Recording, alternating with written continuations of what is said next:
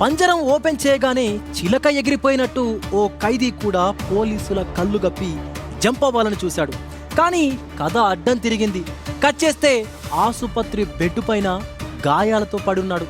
ఇంతకీ ఆ సీన్ ఎక్కడ జరిగింది? ఆ ఖైదీ ఎందుకు ఈ సాహసం చేశాడు?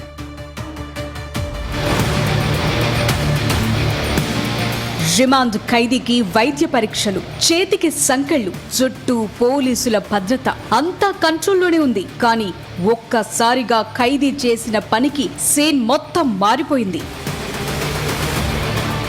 రిమాండ్లో ఉన్న లఖవత్ రాజు అనే ఖైదీకి మానసిక వైద్య పరీక్షల కోసం పోలీసులు నిజామాబాద్ గవర్నమెంట్ హాస్పిటల్ కు తీసుకొచ్చారు. మార్గ మధ్యలోనే రాజు మెదడులో భయంకరమైన ఆలోచన పుట్టింది. అద్దును చూసి ఎస్కేప్ అవ్వాలని డిసైడ్ అయ్యాడు.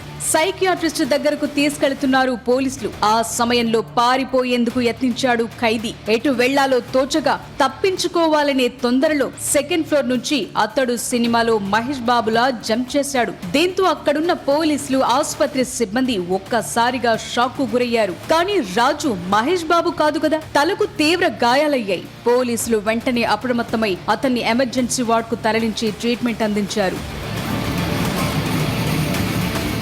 ఖైదీ చేసిన పనికి ఆసుపత్రిలో కాసేపు ఉద్రిక్తత చోటు చేసుకుంది. అసలు ఖైదీ ఎలా తప్పించుకునే ప్రయత్నం చేశాడు? భద్రతలో ఎక్కడ లోపం జరిగింది అన్న కోణంలో పోలీసులు ఆరా తీస్తున్నారు.